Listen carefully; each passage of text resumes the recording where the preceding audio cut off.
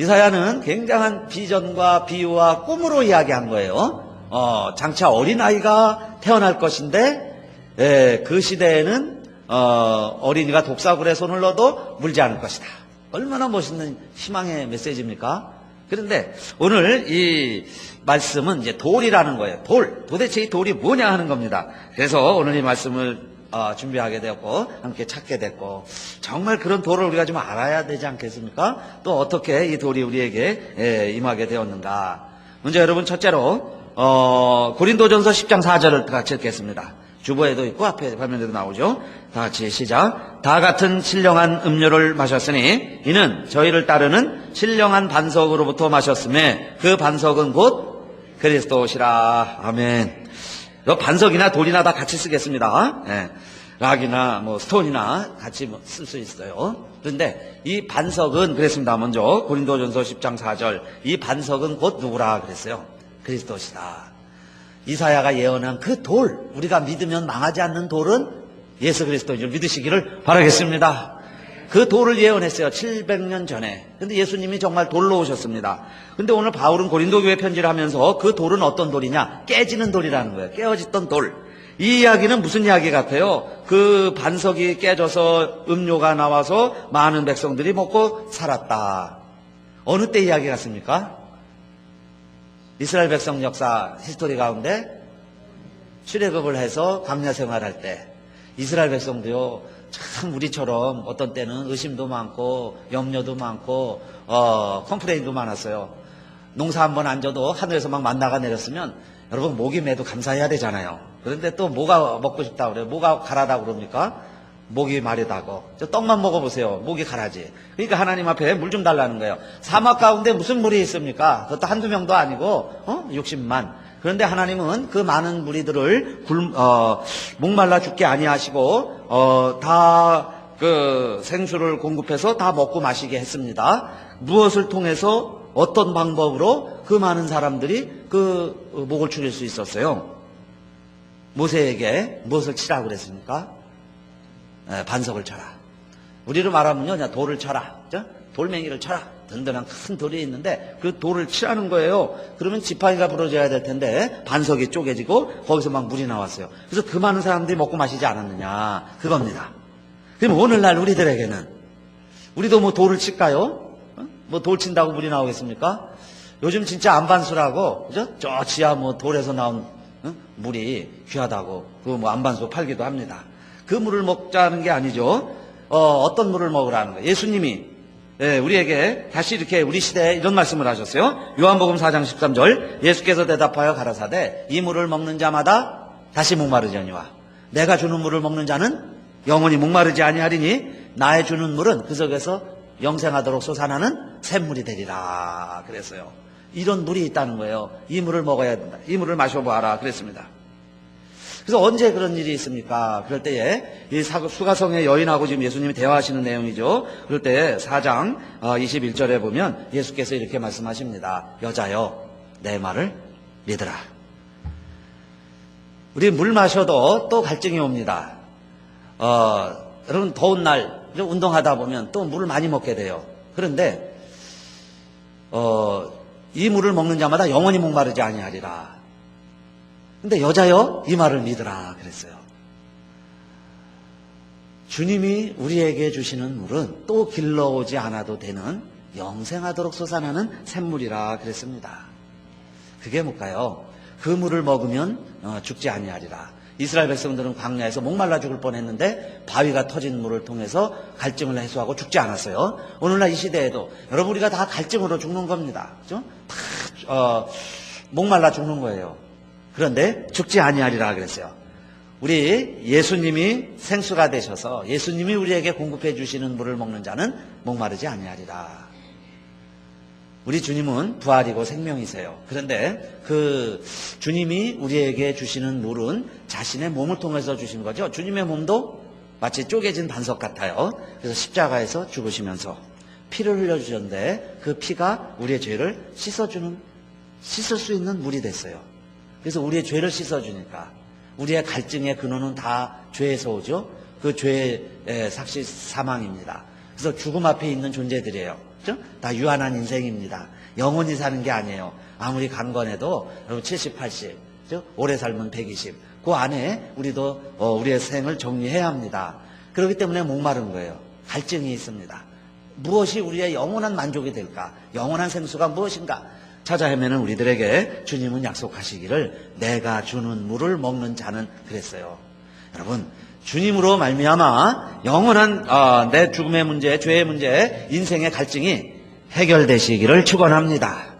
예수 믿으면 그 말이에요. 예수 안에 영원한 생명이 있어요. 예수 안에 진리예요. 예수가 여러분 우리의 모든 문제를 해결해주는 구세주인 걸 믿으시기를 바라겠습니다.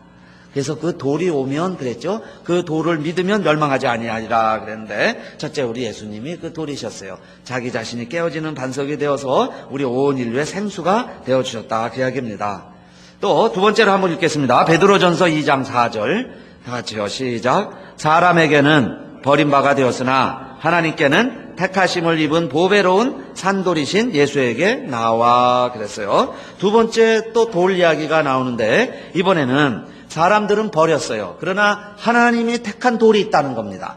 그 보배로운 산돌이 누구라는 거예요? 2장 4절 예수에게 나와 그랬어요. 우리 예수님이 산돌이 되셨어요. 그런데 그 2장 5절 다음 절에 보면 너희도 산돌같이 무엇으로 세워지고 그랬어요? 신령한 집으로 세워지고 그랬습니다. 신령한 집으로 너희들도 세워져라.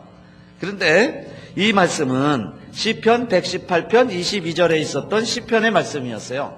시편에 건축자의 보린 돌이 집 모퉁이의 머릿돌이 되었나니 이는 여호와의 행하신 것이요 우리의 눈에 기이한 바로다. 이 시편에 있는 말씀입니다.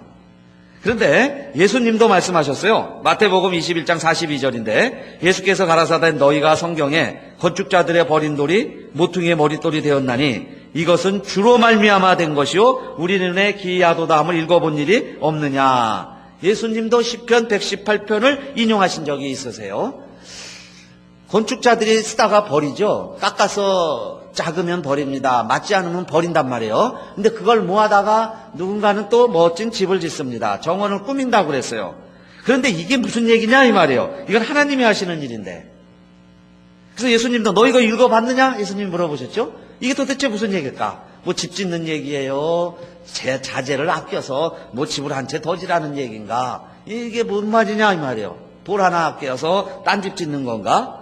그런데 베드로가 사도행전 4장 11절 같이 읽어보겠습니다. 시작. 누가 그랬어요? 이 예수는 너희 건축자들의 버린 돌로서 집 모퉁이의 머릿돌이 되었느니라. 아멘. 사람들이 버렸는데 하나님이 택해서 또 다른 집을 짓는 돌이 있다. 시편에서 구약에서 자 그렇게 노래하고 기다렸는데 이 돌이 누구라는 거예요? 사도행전 4장 11절 이 예수는 그랬어요. 이 예수는. 그러니까 예수는 사람들이 버렸죠. 유대인들이 버린 겁니다. 저 예루살렘 성 밖에 골고다 언덕에다 내다 버렸어요. 십자가에 매달아 죽여버렸습니다. 그런데 하나님이 3일 만에 다시 살리셨어요. 그래서 모퉁이 돌이 되게 하셨다고 그랬습니다. 모퉁이 돌이라는 건 머릿돌 있죠. 옛날 건물에 우리 다 머릿돌에서 시작한 연도를 써놓습니다. 무슨 집에 머릿돌이 되셨을까요? 이게 이제 예수님인데 버림받은 돌이 새로운 집에 머릿돌이 됐다고 그랬으니까 새로운 집은 하나님이 다시 지은 집이 있어요. 뭘 짓는데 예수가 머릿돌이 됐을까요? 사도행전 4장 12절에는 이런 말씀이 이어서 나옵니다. 유명한 말씀이죠. 우리 다 암송하는 말씀인데 다 같이 해볼까요? 다른 이로서는 구원을 얻을 수 없나니 천하 인간의 구원을 얻을 만한 다른 이름을 우리에게 주신 일이 없음이니이다 하였더라 그랬어요. 오직 구원받는데 누구의 이름만 우리가 구원받는데 다른 이름은 없다고 그랬죠. 천하 인간의 구원을 얻을 만한 이름으로 예수 그리스도를 우리에게 주셨어요. 그죠?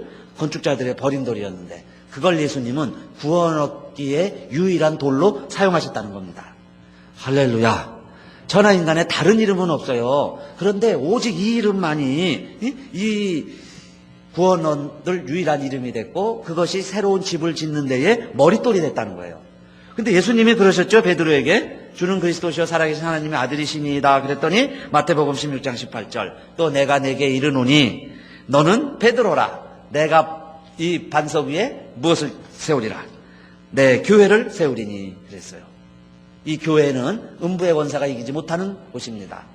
이런 교회를 내가 세우리라.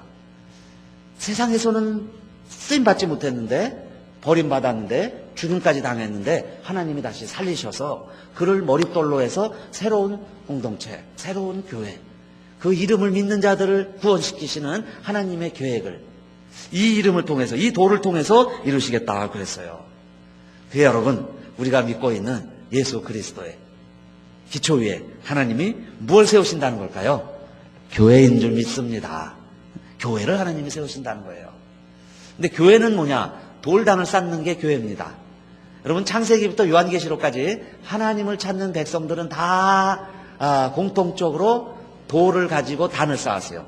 돌을 가지고 단을 쌓아서 뭘 했을까요? 하나님의 이름을 불렀습니다. 하나님께 예배를 드렸어요. 그래서 창세기 아브라함도 돌단을 쌓죠. 야곱도 가는 곳마다 돌단을 쌓고 요한계시록에 가도요 돌로 12기초석이 있어요. 그런데 거기는 성전이 없어졌습니다. 그런데 누가 성전이 되었느냐? 하나님과 그 아들 예수 그리스도가 성전이민이라 그랬어요. 그래서 더 이상 성전이 필요가 없게 됐습니다. 그 예루살렘 새 도성이 천국에 있는 거예요. 돌로 쌓지 않은, 우리가 생각하는, 자, 돌로 우리 하나님 예배한다고 그랬는데 요한계시록에 가면 그 돌이 없어졌어요. 왜냐하면 그 돌이 예수 그리스도시니까. 예수가 있기 때문에 돌이 더 이상 존재하지를 아니합니다. 그래서 오늘날 하나님은 이 시대엔 교회를 이 땅에 세워주셨는데 이 교회가 여러분 음부의 권세가 침범하지 못하는, 이기지 못하는 곳이에요. 그래서 세상은 지금 누가 공중권세 잡고 있느냐? 악한 사탄이 공중권세를 잡고 있어요. 그래서 우리가 어쩔 수 없이 종노릇을 합니다. 매여서 종노릇 하고 있어요. 그런데 우리 교회 오면, 그죠? 교회 안에서 하나님의 백성이 되면, 물론 이제 교회 건물만 이야기하는 게 아니에요. 우리 그리스도의 공동체가 되면, 우리 그리스도인들은 세상의 법이 우리의 공동체를 이끌어가는 원동력이 아니라 하나님의 말씀이, 하나님의 법이, 하나님의 질서가 우리의 공동체의 원동력인 걸 믿으시기를 바라겠습니다. 그래서 다른 거예요. 교회와 세상 모임은 다르죠. 왜 다르냐? 세상의 법, 세상의 이치가 더 이상 교회에 통하지 않는 것이에요. 그럴 때 교회가 참다운 교회가 되는데, 세 번째로, 그러면 우리 개인들이나 교회나 이 땅에 하나님의 나라가 확장되고 있는데 언젠가는 테스트할 때가 있습니다. 학생이 공부를 하면 시험 볼 때가 있어요.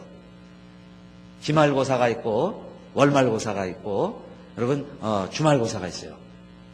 우리도 끝나고 나면 하나님이 테스트를 합니다. 그런데 그것을 우리 심판이라고 말하는 거예요. 그 심판의 기준이 있습니다. 잘했느냐 못했느냐. 심판이라는 거는 잘했느냐 못했느냐를 판단해야죠. 그런데 기준이 흔들리면 안 돼요. 기준은 분명해야 합니다. 여러분 올림픽에서도요 이 기준이 막 흔들립니다. 심판이 자기네 선수 아니라고 그렇게 잘하는데도요 빵점을 준 경우도 있어요. 빵점. 그래가지고 우리나라 선수가 은메달을 딴 적이 있습니다. 뭔 얘기 하시는지 기억이 나시나요?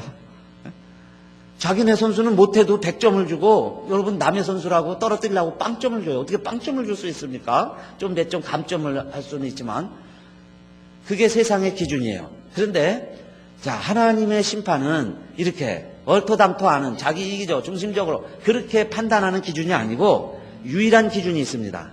변하지 않는 기준이 있어요. 대부분요 사람들이 등산에 가가지고 돌에다가 자기 이름을 써놓는데 돌에다가 이름을 써놓는 이유는 막 새겨놓는 이유는 왜 그러지 아세요?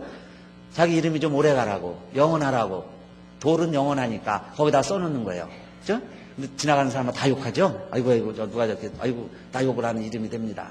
그러니까 여러분 돌에다가 이름 새겨놓는 거 좋은 일 아니에요. 그런데 돌이라는 게 뭐냐? 불변한다 그 말이에요. 영원하다. 분명한 가치가 있다. 그렇게 해요. 뒤죽박죽 얼렁뚱땅 이랬다 저랬다 늘렸다 줄였다 그렇게 하지 않는다 그 말입니다. 그런데 그 심판의 돌이 누구냐? 고린도전서 3장 11절 또 한번 같이 읽어볼까요? 시작. 이 닦아둔 것 외에 능히 다른 터를 닦아줄 자가 없으니 이 터는 곧 예수 그리스도라. 이 터 위에 세워졌는가 안 세워졌는가? 이게 터가 반석인데 이 터 위에 세워진 자는 상을 받고 우리의 공력이 불에 타면 없어져요. 그러면 상을 받지 못한다 그랬습니다. 그러면 그 기초가 어디냐? 이 공력이 이 불에 없어지면 상이 없어요. 그런데 아무리 금, 은, 보석, 나무, 풀, 짚으로 집을 지었을지라도 불에 타 없어지면 상이 없고 그 공력이 불타지 않으면 하나님께 상을 받는데 오늘 고린도전서 3장이 그거 설명하는 거예요. 그런데 어떤 집이 불에 타지 않느냐? 하나님 앞에 갔을 때까지도 불에 타지 않는 공력이 있는 인생이 있는데 무슨 터 위에 세운 것이 하나님 앞에서도 없어지지 아니하는 상받는 기초, 반석, 터라는 거예요. 누구의 터 위에 세운 것은 고린도전서 3장 11절 이 터는 곧 예수 그리스도라 그랬어요. 다른 터에 세운 것은 감당할 수가 없어요. 다 불에 다 없어지는데 예수 그리스도의 터 위에 세운 것만은 없어지지 아니하리라 그랬습니다. 예수님도 그렇게 말씀하셨죠. 우리는 다 집을 짓는 자들인데 반석 위에 집을 짓는 자도 있고 모래 위에 집을 짓는 자도 있다. 비가 오기 전에는 몰라요. 근데 비가 오고 바람이 불고 창수가 나면 무너지는 집이 있고 든든한 집이 있어요. 여러분 반석 위에 세운 인생이 되시기를 바라겠습니다. 근데 그 반석이 뭐냐 이 말이에요. 예수 그리스도의 터 위에 집을 짓는 자는 무너지지도 않아요. 여러분 예수님 앞에 가서도 그 공력이 그대로 있다 그랬습니다. 그런 반면에 자 반석 위에 세워져야 되는데 돌이라는 게요 또 이런 성격도 있어요. 아이들이 장난하다가요 돌을 유리창에 던지면 유리창이 깨집니다. 이와 똑같이 다니엘은 돌멩이 하나를 큰 신상에 던졌는데 그 돌을 맞은 우상이 산산조각이 되는 꿈을 꿨어요. 다 부서져 가지고 오히려 여름 타작할 때 겨가 날리는 것처럼 그렇게 금, 은, 동, 철, 진흙으로 견고했던 우상인데 뜨인 돌이 하나 날아가니까 그 돌에 맞아 가지고 우상이 아주 가루가 되는데 겨같이 되어버렸다. 그러나 그 우상을 친 돌은 태산을 이루어 온 세계에 가득하였다 그랬죠. 여러분 이 뜨인 돌이 뭘까요? 뜨인 돌. 그 돌에 맞으면 아주 그냥 가루가 되는 거예요. 박살이 나요. 가루가 돼버립니다. 그런 돌도 있다는 거예요. 예수 그리스도. 같은 예수 그리스도가 자 어떤 자들에게는 반석이 돼서 비가 오고 바람이 불고 창수가 나도 든든히 세워지게 하는 반석이 되는가 하면 어떤 자들에게는요 돌 한 방 맞는 것처럼 다윗의 돌팔매처럼 골리앗이 자빠지는 것처럼 멸절시키는 돌이 되기도 한다 그 이야기예요.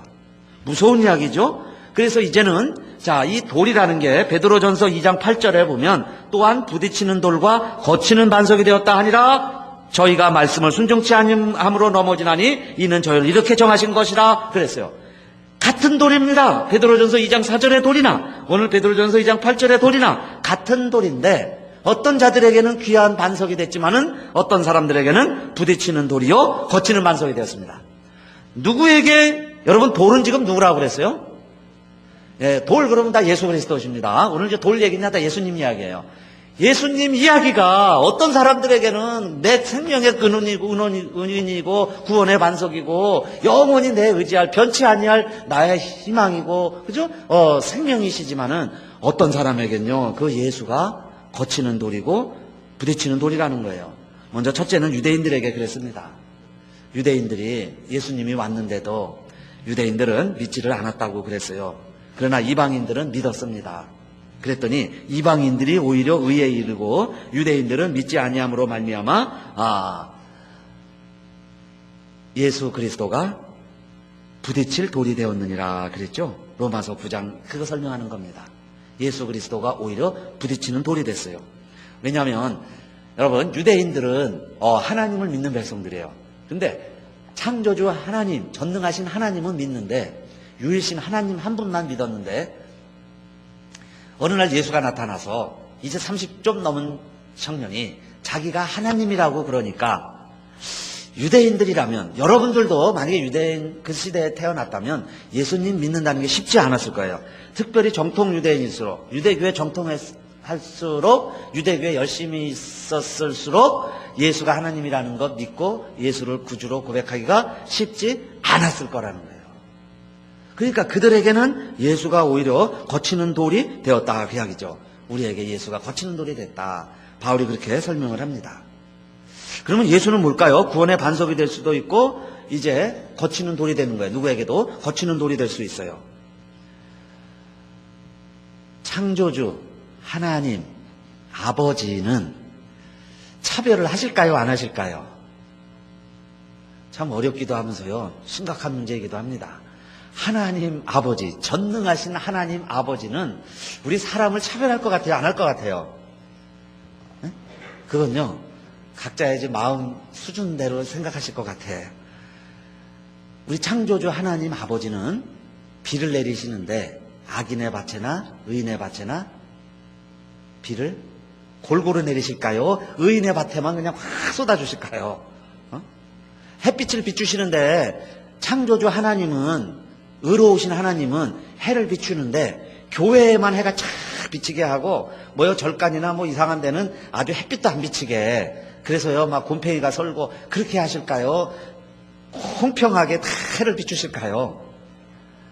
창조주 하나님은 여러분, 누구라도요 세상에 나가서 사업하는데요 지혜를 가지고 열심히 하면 돈 잘 벌게 해주세요.